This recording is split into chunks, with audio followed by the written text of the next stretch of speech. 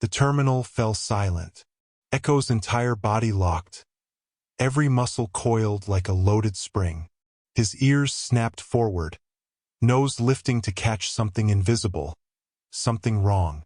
Officer Samuel Walker felt his partner's tension through the leather leash, that old combat instinct crawling up his damaged spine. "What is it, boy?" Samuel whispered, but Echo didn't move, couldn't move. His dark eyes locked on a little girl across the bustling Orlando International Terminal. 7 years old, maybe 8, gray sweater, worn rabbit clutched tight in her hand. Christ, her hand was making the signal. Palm flat against her back, then a fist. The international distress call they'd taught kids in schools. The woman beside her smiled too controlled, gripped too firm. Samuel's phantom legs screamed in pain as his heart hammered. 4 years since Afghanistan. 4 years since he'd trusted his instincts about anything. But Echo never lied. Something was terribly, desperately wrong. If Echo's instincts are already giving you chills, smash that like button right now. Subscribe and drop your city in the comments. Let's see how far this story travels. My buddy bet me we can't hit 1,000 likes before Echo's next move. Let's prove him wrong. Let's continue with the story. Samuel Walker had learned to measure his life in small defeats. Each morning, the ritual of strapping on prosthetic legs that would never feel like his own. Each afternoon, counting oxycodone pills twice, not because he forgot, but because he needed to make sure he only took 2. Each night, sharing a cramped garage apartment with the only creature on Earth who still believed he was worth saving. Echo lay beside him now in the airport's employee break room. German Shepherd head resting on massive paws. 6 years old, 72 pounds of muscle and scars. His right ear bore a jagged tear from the same IED that had stolen Samuel's legs in Kandahar province. They were broken soldiers, both of them carrying invisible wounds that the world couldn't see, couldn't understand. Dangerous. Director Michael Vaughn had called Echo during this morning's meeting. Liability was the word he'd used for Samuel. 3 strikes, Vaughn had said.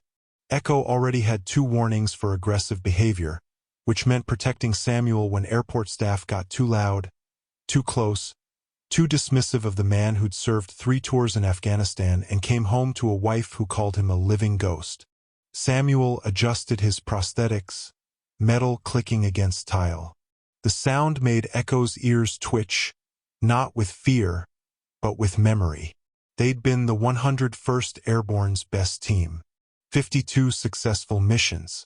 27 soldiers saved by Echo's nose, Samuel's steady hands, until July 9, 2020, when Echo detected the IED 3 seconds too late.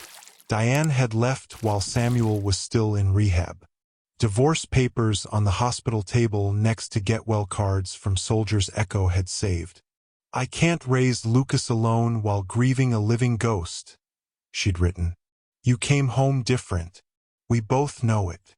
Their son Lucas, now 16, wouldn't take Samuel's calls, couldn't look at the prosthetics, couldn't handle the silences, couldn't forgive his father for coming home broken. The garage apartment behind Mrs. Rodriguez's house cost $600 a month. Samuel's disability check was $847. The security guard job at Orlando International paid $12 an hour, the only work he could find that didn't require standing for 8 hours straight. Echo wasn't supposed to come to work, but Samuel couldn't leave him alone. The dog still searched for him in sleep, paws running toward explosions that happened 4 years ago, whimpering "Samuel, Samuel," in whatever language dogs used for desperation. Vaughn had been clear this morning.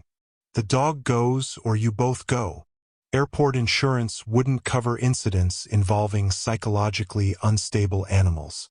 Echo growled whenever anyone said that word, unstable, as if he understood the insult, the dismissal of everything he'd sacrificed.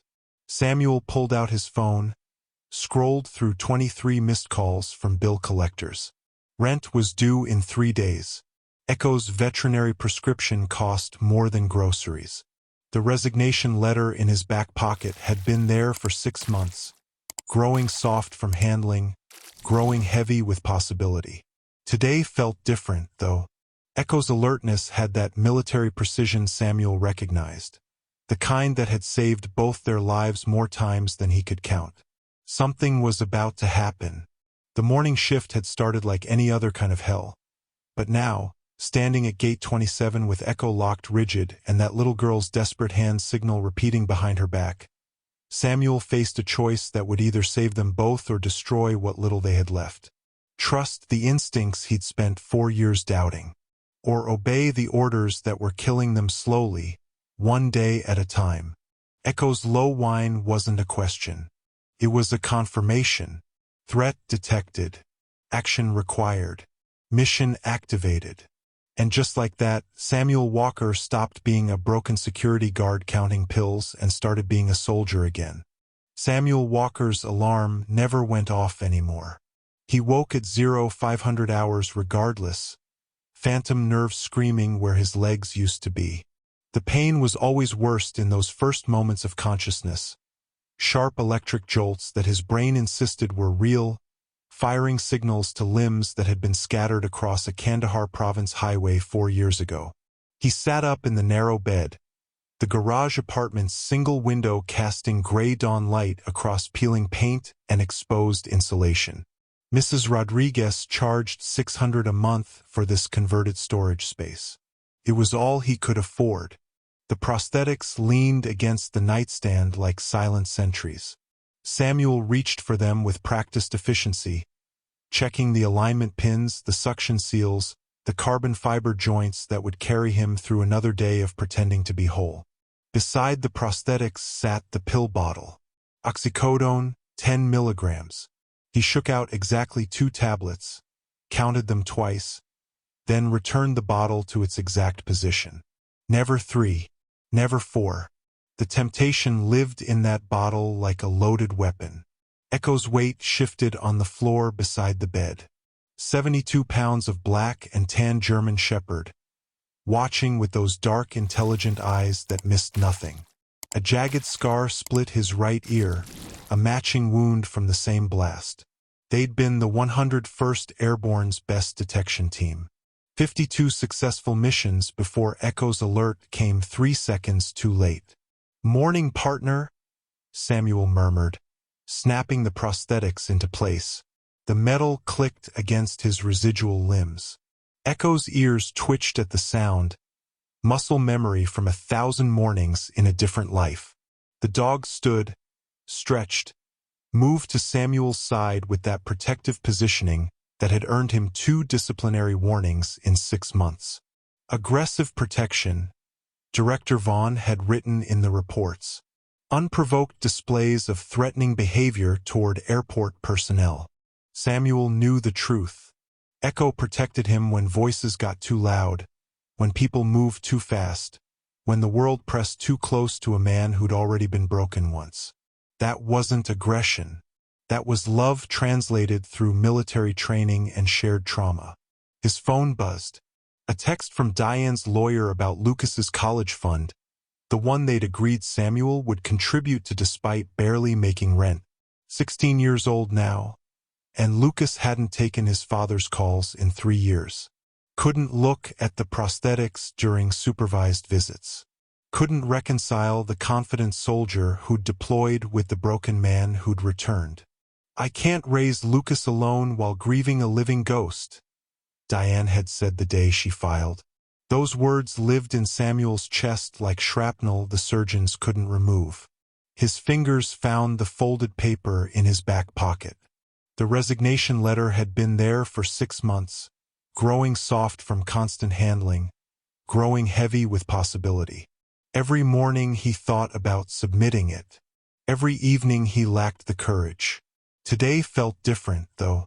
The morning meeting with Director Vaughn, HR Director Pearson, and Union Rep Martinez had that final straw quality Samuel recognized from his last combat briefing.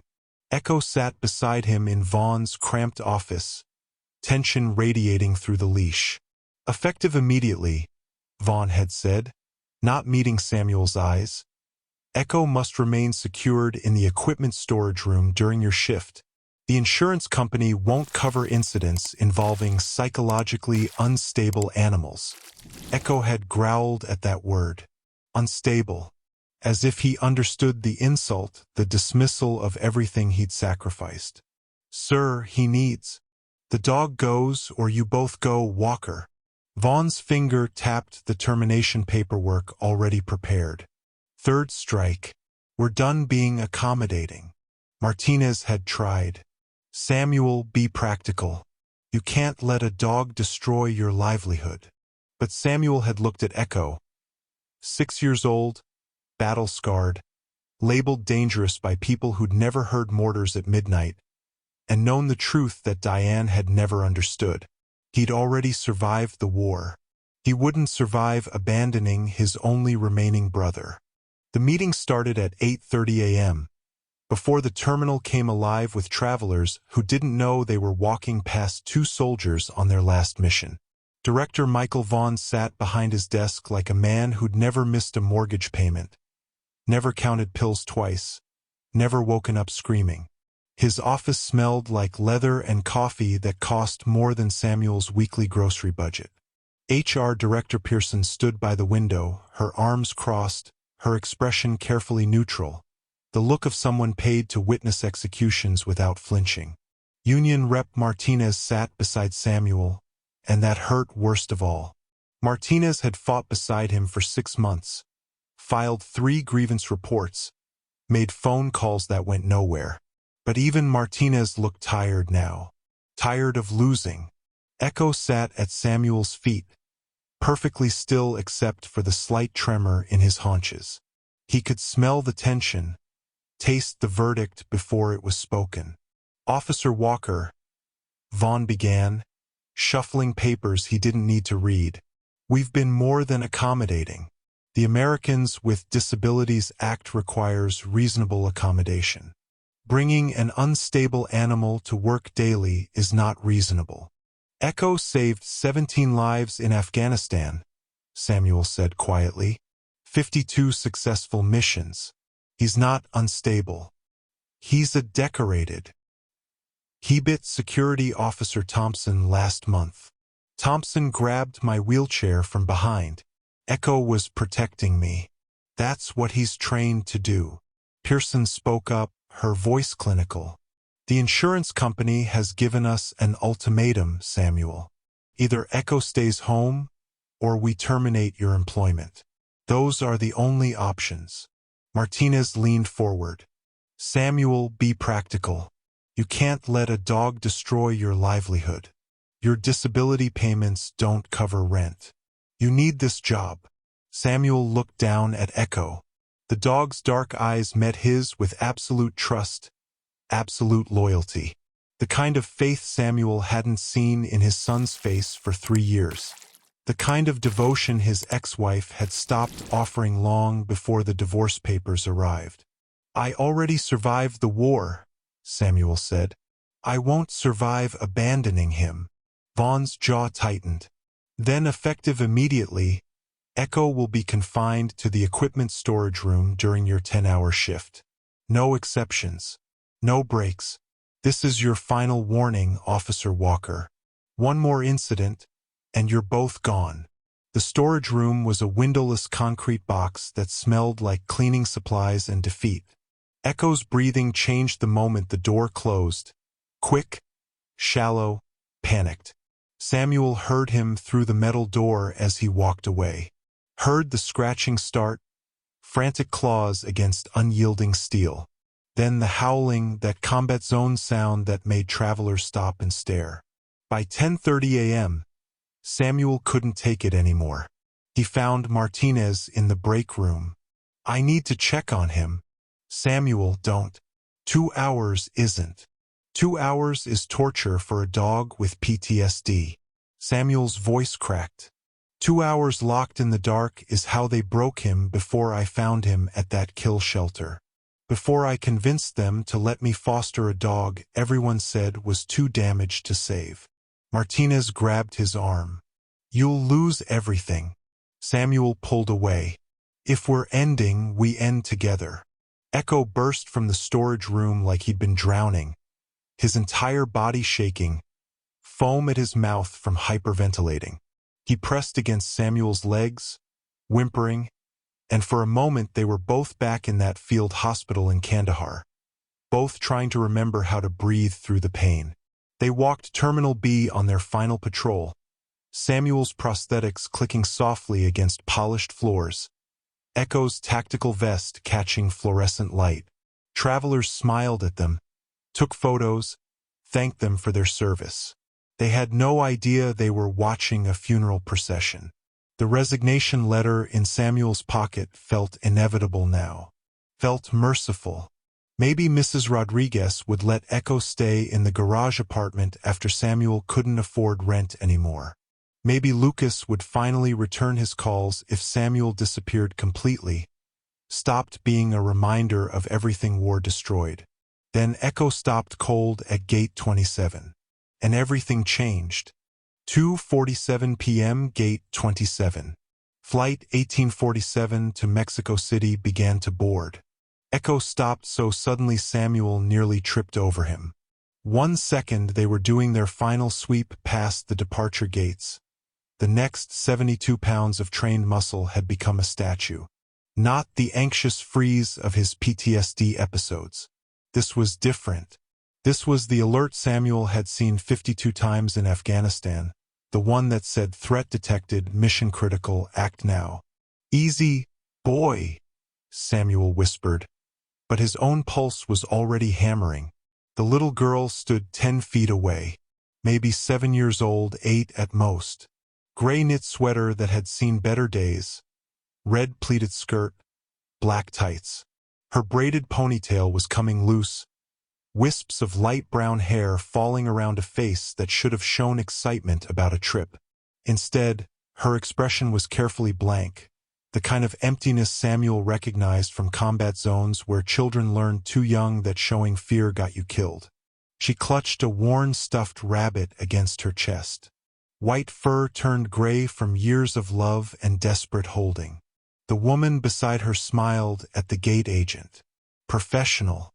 Navy blue coat. Expensive but understated. Hair pulled back in a neat bun. Everything about her screamed competent, caring adults. The kind of put-together mother who packed healthy snacks and never forgot permission slips. Except the smile didn't reach her eyes. Samuel's phantom legs burned as he watched the woman hand over documents. The gate agent barely glanced at them, already waving them through to the jetway. Standard procedure. Quick boarding. Nothing to see here. Then he saw it. The girl's right hand, pressed against her back where the woman couldn't see. Palm flat against her spine. 5 seconds. Then slowly, deliberately, her small fingers curled into a fist.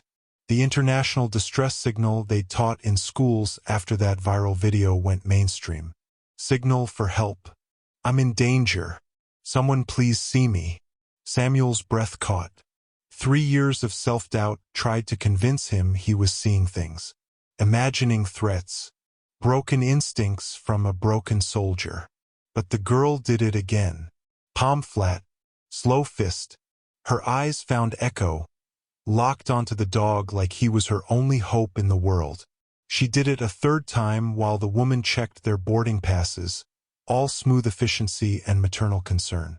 The girl's mouth moved, barely a whisper, but Samuel could read the shape of the words. Help me. Echo's low growl vibrated through the leash. Not aggression. Recognition. Confirmation. His nose lifted, catching scent markers Samuel's damaged human senses could never detect. Fear. Chemicals. Something medically wrong beneath the carefully constructed theater playing out at Gate 27. Samuel's training kicked in before conscious thought. His hand moved to his radio. His body shifted into an approach position. But his mind screamed the costs. You're wrong, you'll lose everything. 3 years since you trusted yourself about anything. Vaughn said one more incident, you're seeing ghosts, you're broken, you're... Echo pulled forward. Not frantic. Not panicking. Professional. Tactical. The same way he'd moved toward IEDs that saved 27 lives. The woman's hand tightened on the girl's shoulder. Just slightly. Just enough. The caring smile never wavered, but her body language shifted. Protective became possessive. My mother became controlling. Every detail felt choreographed. Rehearsed. Wrong. Samuel watched the girl's hand make the signal a fourth time, her small fingers trembling now, and he realized with cold certainty that Echo hadn't just detected danger. He'd detected a child being stolen in plain sight. That silent signal just changed everything. If you're holding your breath right now, hit subscribe so you don't miss what happens next. Comment, trust Echo, and your location. We're building a community that never ignores the signs. Samuel's boots clicked against the polished terminal floor as he approached the woman and child. His prosthetics ached with each step, but Echo's tension kept him moving forward. The dog had never been wrong about danger. Not once in 6 years of partnership. "Excuse me, ma'am." Samuel kept his voice professional, non-threatening. "I'm Officer Walker with Airport Security. May I see your identification and boarding documents?" The woman's smile didn't falter, but Samuel caught it. That microsecond of panic flashing across her eyes before the mask settled back into place. She was good. Practiced. This wasn't improvised. "Of course, officer." Her voice was warm, maternal.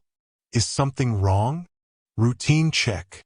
Samuel accepted the documents she pulled from her leather purse. Birth certificate, boarding passes, hotel confirmation. Everything looked legitimate at first glance. But Echo's body remained coiled tight, that combat-ready stance Samuel recognized from 52 missions in Afghanistan. The birth certificate read, Lily Parker, born March 17, 2017. The boarding passes matched, 2 tickets to Mexico City, departing at 3:15 p.m. But the hotel reservation showed different names. Emma Chan and daughter, checking out December 16th. Samuel's thumb traced the discrepancy. "Your hotel reservation says Emma Chan." The woman's laugh sounded rehearsed. "Oh, that's my fault. Emma's her middle name, Lily Emma Parker. We use it as a family nickname. The hotel must have gotten confused when I made the reservation." She squeezed the girl's shoulder, just a fraction too tight. "Don't we, sweetheart?" The little girl's eyes locked on Echo, not on Samuel, on the dog. Her lips moved without sound. "Help!" Samuel's blood went cold. "Ma'am, I need to verify." "Walker." Director Vaughn's voice cut through the terminal noise like a blade. Samuel turned to see his supervisor striding toward them, 2 security guards flanking him. Vaughn's face was red, his jaw set with barely controlled fury. "What the hell do you think you're doing?" "Sir, there are inconsistencies in these documents. This child appears to be traveling with her mother, and you're harassing them based on what? A dog's hunch." Vaughn positioned himself between Samuel and the woman. "Ma'am, I apologize for this disruption. Officer Walker is currently under review for—" The girl's mouth moved again. "Not my mom." Echo shifted forward, positioning his body to block the path to the boarding gate. The tactical vest on his back pulled tight across muscle memory from 1,000 combat deployments. The dog wasn't guessing. He was deployed. "Sir, this child is signaling distress." Samuel's voice stayed level despite his hammering heart. "I need backup to verify her identity and—" "You need employment." Vaughn's words came out clipped. Final. "Move. Now. This is your last warning, Walker. The dog goes into the kennel, and you escort these passengers to their gate with an apology, or you collect your final paycheck today." The woman's hand tightened on the girl's shoulder. Samuel saw the calculation in her eyes. How quickly she could board, how many seconds until the jet bridge door sealed them away from intervention. Echo growled low in his chest, a sound Samuel hadn't heard since Kandahar province. "I can't do that, sir." The terminal seemed to hold its breath. Travelers slowed, sensing the shift in atmosphere. Phones rose, cameras activating. And then Lily Parker broke free. She twisted out of the woman's grip with desperate strength and screamed, a sound that cut through Samuel's chest like shrapnel. "She's not my family. She took me from school 3 days ago. Please, please, someone help me." The terminal erupted into chaos. The terminal erupted. Lily's scream tore through Gate 27 like a siren, raw and desperate. "She's not my family. She took me from school 3 days ago." Passengers surged backward, phones rising instinctively. Samuel heard the clicks, dozens of them, hundreds, capturing everything. Echo moved without command, positioning himself between Dr. Chun and the child, 72 pounds of muscle coiled and ready. "Everyone step back." Director Vaughn's voice cracked with authority he'd never needed before. TSA agents materialized from their checkpoints, radios crackling with codes Samuel recognized from military protocols. Active threat. Child victim. Possible abduction in progress. Detective Elena Rivera cut through the chaos like a blade. 18 years with Orlando PD's Child Crimes Unit showed in every movement. Confident, precise, eyes cataloging evidence faster than most people could process shock. She reached Lily first, kneeling to the girl's level without crowding her space. "You're safe now, sweetheart. I'm Detective Rivera. Can you tell me your real name?" "Lily Parker." The girl's voice trembled but held. "I live in Tampa with my mom Jennifer and my dad Marcus. She took me Tuesday morning. From school." Dr. Chen's composure shattered like glass. Her professional mask dissolved into something raw and broken, tears streaming down her face as she sank to her knees. "Emma was 7 when she died." The words came in gasps, choking on grief that had been compressed into 3 years of silence. 3 years. 3 years of nothing but empty rooms and empty arms. "I can give Lily the love Emma deserves. I've been watching, her parents don't appreciate her. They're always working, always busy. I can be better. I can." She lunged. Echo didn't bark, didn't growl. He simply moved, intercepting Chen's path to the ambulance where paramedics were assessing Lily.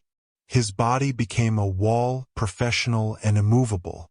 Chun collapsed against him, sobbing into his tactical vest while Rivera's cuffs clicked into place. "She's crashing." The paramedic's shout yanked Samuel's attention to Lily. The girl's skin had gone gray, her breathing shallow and labored. Type 1 diabetic, her blood sugars 28. She's in ketoacidosis. "How long has she been without insulin?" 3 days, Rivera said grimly, already searching for Chen's designer purse. What she pulled out made Samuel's stomach turn. Chloroform.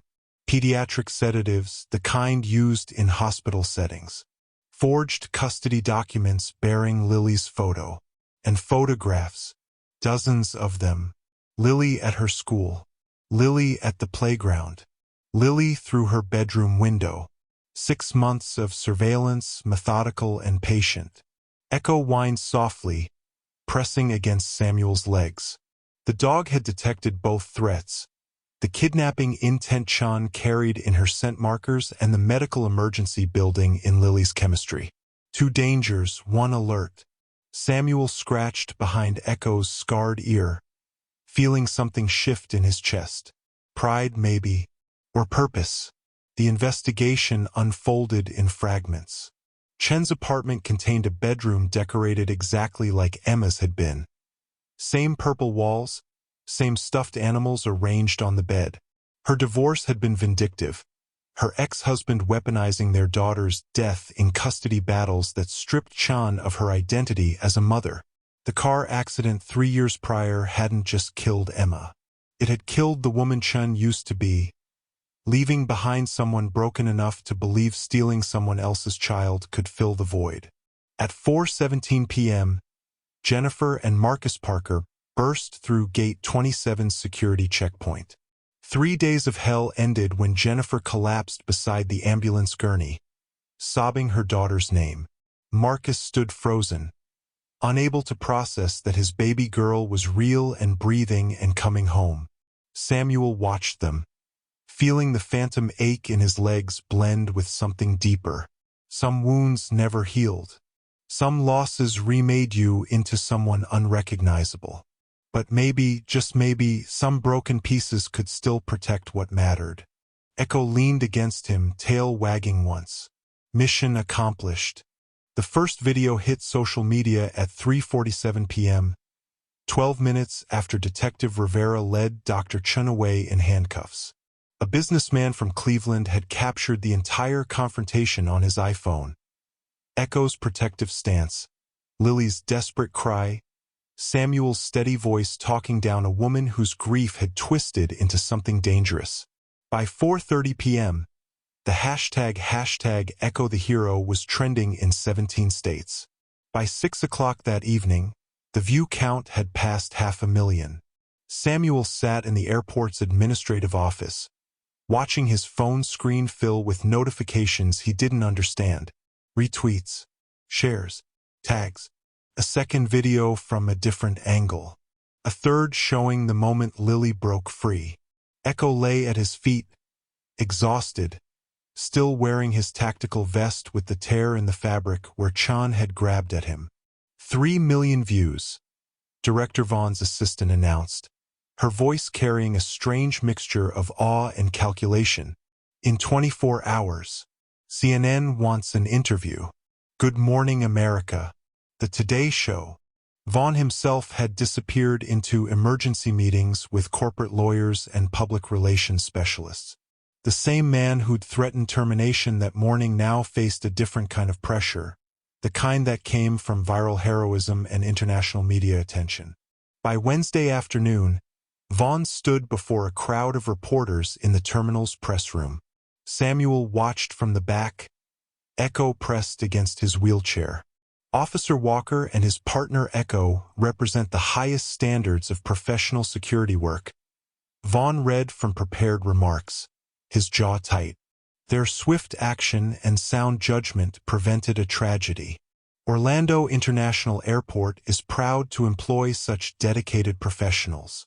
The airport's insurance company called Thursday morning. Suddenly, Echo wasn't a liability anymore. He was an asset. PR gold. The company's risk assessment team had run new calculations. Viral heroes were worth more than potential lawsuits. Private security firms followed. Offers arriving by email, by phone, by certified letter. $30 an hour. Full benefits. Housing allowances. One firm in Miami promised a signing bonus that equaled 6 months of Samuel's current salary. But Samuel felt hollow. He stood in his garage apartment Friday evening, the resignation letter still in his back pocket, and stared at his reflection in the bathroom mirror. The headaches had gotten worse. Sharp, stabbing pain behind his left eye that made him grip the sink until his knuckles went white. Yesterday, he'd forgotten Echo's recall command mid-shift. Just blank. The word gone from his mind like it had never existed. This morning, he'd counted his pills 3 times. Not because he'd miscounted. Because some dark part of his brain kept calculating. How many would it take? How long would Echo wait before Mrs. Rodriguez noticed the silence? The viral videos played on every news channel. Hashtag Silent Signal Saves Lives had spawned a national campaign teaching children the distress signal. Lily's parents had created a foundation. Echo's photograph appeared on magazine covers. And Samuel couldn't remember what day it was. He opened the pill bottle. Counted again. 36 tablets. Enough. Echo whined from the doorway. Not his alert whine. Something different. Something Samuel didn't recognize but felt in his chest like a warning bell. "I know, boy," Samuel whispered. "I know." His phone buzzed. Another interview request. Another celebration of the hero cop and his miracle dog. 3 million people had watched them save a child's life. None of them could see what was breaking inside him. Samuel closed the pill bottle, put it back in the cabinet, slid down the bathroom wall until he sat on the cold tile, Echo's warm body pressing against his side. Tomorrow they'd go back to work, back to the cameras and congratulations, back to pretending he wasn't forgetting commands, losing time, counting pills like a countdown. The resignation letter crinkled in his pocket.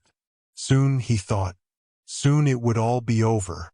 3 million people watched Echo become a hero, but his biggest battle is just beginning.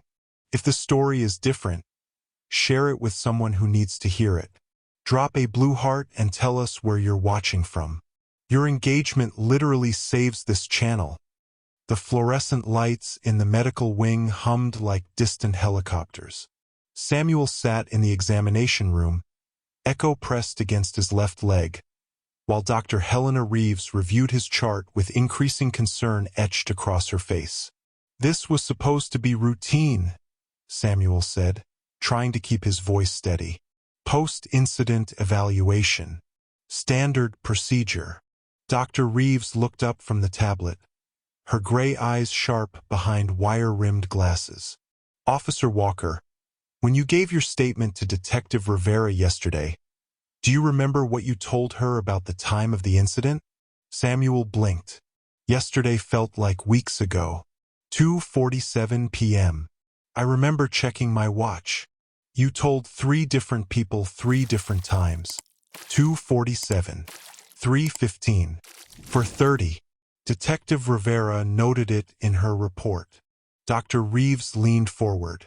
"Samuel, I need you to squeeze my hands. Both of them." His right hand trembled slightly as he gripped hers. The left was worse, fingers twitching like they were trying to remember how to be steady. "How long has this been happening?" "I don't know." The admission felt like swallowing glass. "Couple months, maybe. I thought it was just stress." The pain medication. The CT scan took 45 minutes. Samuel lay perfectly still in the machine's white tunnel while it mapped the geography of his breaking mind. Echo waited outside, whining softly. The technician's face had been carefully neutral when she'd reviewed the images. That's when Samuel knew.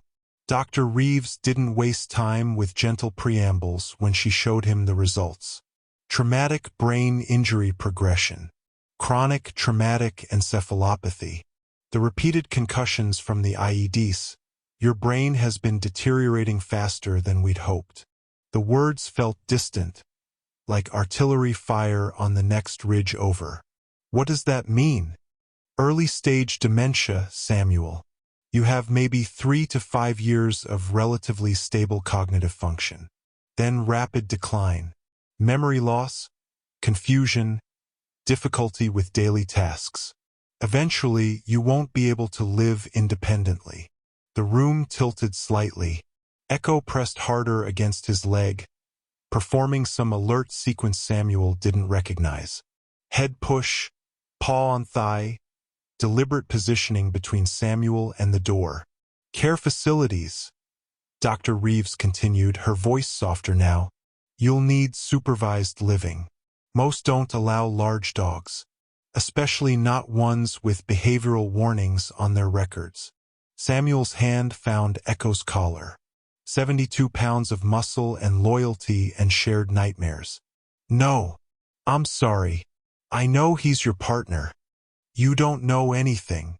Samuel stood too quickly, prosthetics clicking against tile. "Echo saved my life. Multiple times. In Afghanistan. Yesterday at the airport. Every single day we're together." "Samuel, I'll lose my mind. My independence. My son already won't talk to me. And now you're telling me I have to lose Echo too." His voice cracked. I have to lose every memory of our service together, every mission, every soldier we saved. Dr. Reeves stood, hands raised in a calming gesture that made Samuel's skin crawl. We have resources, support groups, medication to slow the progression. I don't want to slow it down. I want to stop it. Samuel turned toward the door, but Echo moved first, blocking the exit with his body. That alert sequence again. Deliberate, professional. Something Samuel should recognize but couldn't place through the rising panic. He left the hospital at 6:45 p.m., prescription papers crumpled in his pocket. The chapel was empty except for shadows and the smell of old candles. Samuel sat in the back pew, pill bottle in his hand. 90 tablets of oxycodone. Enough to stop the countdown. Echo lay across the chapel doorway, body stretched full length. Not resting, blocking. When Samuel stood and moved toward the exit, Echo stood too, pressing against his legs, forcing him back toward the pew. Move, boy. Echo didn't move. Echo, stand down. The dog's eyes held something Samuel had seen before in combat. Absolute refusal to abandon position. This was suicide intervention protocol. Somehow Echo knew, had always known. Samuel sank back onto the pew, pills spilling across worn wood. The viral hero who'd saved a little girl's life sat in an empty chapel, confronting the darkest truth. None of it mattered if he lost himself. None of the medals or news coverage or public praise could stop his mind from disappearing, one memory at a time, until Samuel Walker became a stranger even to himself. And Echo, who'd never lied in 6 years of service, refused to let him take the easy way out. The chapel door opened with a sound that made Samuel's heart stop. Lucas stood in the doorway, backlit by hospital fluorescence, looking so much like the boy who used to wait at the airport terminal with welcome home signs. 16 now, taller, broader, but still carrying that hesitation in his shoulders. The same uncertainty he'd worn the last time they'd spoken, 3 years ago. Dad. The word came out rough and used. I saw what you did. What you and Echo did. He took one step inside. Then another. I thought, maybe we could talk. Samuel couldn't speak. The pill bottle sat on the pew beside him. 36 tablets that had been his exit strategy 5 minutes ago.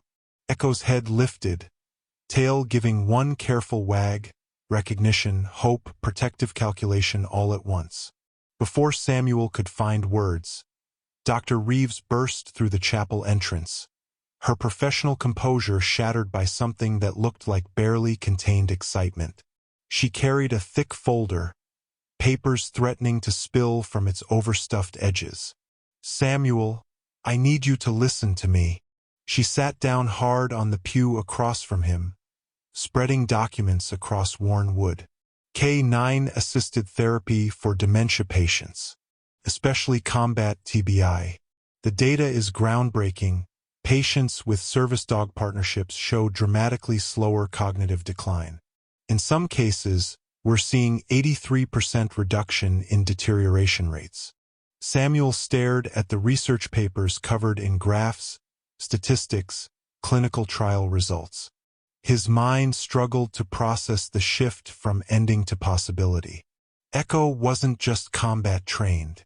Dr. Reeves pulled out a classified military document, pages marked with security clearances Samuel recognized from his deployment days. He was part of a dual-purpose program. We only just got clearance to access his complete file. The chapel door opened again.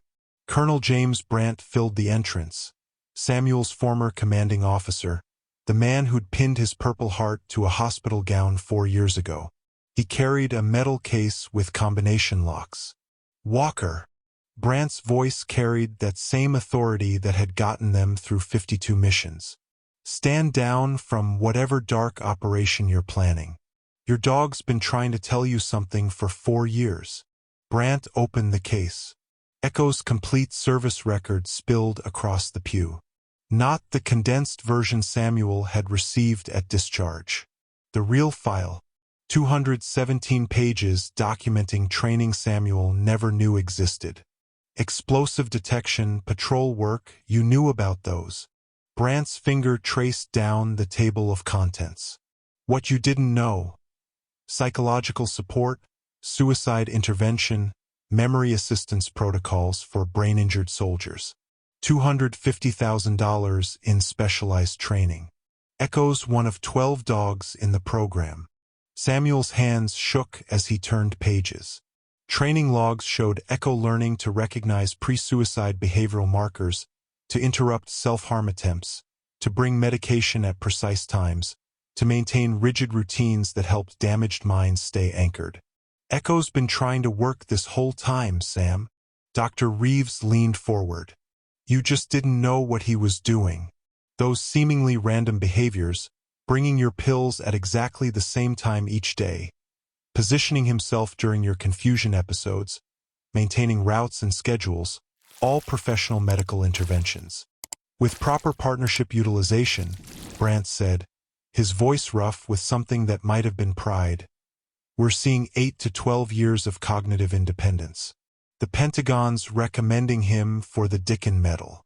The VA's funding a comprehensive program, housing, medical coverage, training, research participation. Echo stood, moved to Samuel's side, and performed a sequence of movements Samuel had seen 100 times but never understood. Head push, paw placement, deliberate positioning. Not random, not protective instinct. A formal request for authorization to deploy medical support protocols. Permission granted, partner. Samuel's voice cracked. Permission granted. Lucas knelt beside the pew, his hand finding Echo's scarred ear. Dad, I can defer college. I want to learn. I want to help. He looked up, and Samuel saw tears tracking down his son's face. I'm sorry I ran. I'm sorry I didn't understand. But I'm here now. The pill bottle sat forgotten on the chapel floor. 36 tablets that would have ended everything, just before everything could begin. The Kennedy Center's grand foyer blazed with television lights and camera flashes. 6 months had passed since Gate 27, since that moment when everything changed.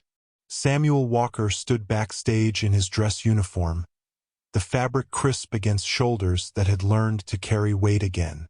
Beside him, Lucas adjusted his own uniform, the preparatory dress blues of a veterinary medicine candidate, with hands that no longer trembled when they touched his father. Echo sat between them, tactical vest replaced with ceremonial regalia, his scarred ear catching the light. 72 pounds of purpose, waiting for deployment orders. President Morrison's voice carried through the auditorium. For extraordinary service to veterans suffering from traumatic brain injury and post-traumatic stress disorder, the Presidential Medal of Freedom is awarded to Echo, United States military working dog, retired. Samuel's fingers found Echo's collar as they walked onto the stage. 3,000 people rose in unison. The applause rolled like thunder, but Samuel felt only the steady rhythm of Echo's breathing, the familiar weight of partnership that had saved them both. The medal settled around Echo's neck, gold and ribbon, official recognition of what Samuel had always known. Echo was more than a detector of bombs and kidnappers. He was a healer of invisible wounds. At the podium, Samuel's prepared remarks blurred. Instead, he spoke from the place where truth lived. The clinical trials show 73% reduction in veteran suicide ideation, 81% improvement in daily functioning, 92% life satisfaction ratings. His voice steadied. But those numbers don't tell you about the mornings when I can't remember my son's birthday, and Echo brings me the calendar. They don't capture the nights when my brain tries to convince me I'm worthless, and Echo physically blocks the medicine cabinet. Over 3,000 veterans had been paired with therapy dogs in 6 months. 847 more waited for placement. International delegations from 12 countries sat in the audience, taking notes on the American model they'd come to study. The video screen illuminated. Dr. Mei Chan appeared from the psychiatric facility's conference room, her face showing the kind of peace that comes from doing hard work. "Samuel and Echo saved my life too," she said quietly. "By stopping me, they prevented me from destroying what Emma would have wanted me to become. I'm training therapy dogs here now, helping other parents process grief before it becomes something darker." Lily Parker walked onto the stage. 8 years old now, healthy and confident, her insulin pump visible under her sleeve. She carried a youth award crafted from wood and brass. "For Echo," she announced clearly, "who taught me that silent signals can be heard by those who truly listen." The Parker Family Foundation had funded 150 service dog training scholarships. Lily placed the award at Echo's feet. The dog's tail wagged once, professional acknowledgement of mission success. Lucas stepped forward, his voice carrying the same steady tone Samuel had used in combat briefings. "I've been accepted to Cornell's veterinary medicine program, specializing in animal-assisted therapy, because 6 months ago, I watched my father and his partner prove that broken doesn't mean finished." Samuel's closing words came from the chapel where he'd once counted pills. 6 months ago, Lucas couldn't look at me. Echo was scheduled for euthanasia. I was counting pills and planning endings. He paused, letting the weight settle. Today, we're planning beginnings. Broken doesn't mean worthless. It means you understand pain deeply enough to heal it in others. The standing ovation lasted 5 minutes. Later, in the hotel room, Lucas spread 89 new veteran applications across the desk. His laptop glowed with emails from facilities in Germany, Japan, Australia, all wanting to replicate the program. 89, Lucas said. Just today. Samuel watched his son work, watched Echo's tail wag with confident purpose, and felt something he'd stopped believing in. Not happiness, that was too simple. This was mission clarity, purpose, the kind of certainty that had guided them through 52 successful deployments. On the office wall back home, the resignation letter hung in a frame beside Echo's medal. Samuel had written a caption underneath. "What we thought was our ending became our greatest beginning. Then we better get to work, son," Samuel said. "We've got lives to save." Echo's ears perked forward. Alert, ready, finally fully deployed in the mission he'd been trained for all along. Tomorrow would bring new veterans, new families, new chances to prove that second acts mattered. That warriors who'd been broken could still serve, could still save lives, could still come home. From counting pills to saving thousands, Echo and Samuel proved broken warriors can heal the world. If this story moved you, subscribe and share it with a veteran, a parent, or anyone fighting their own battles. Comment, "Second Acts Matter" with your city. We're not done telling these stories. Are you with us? Thank you for watching.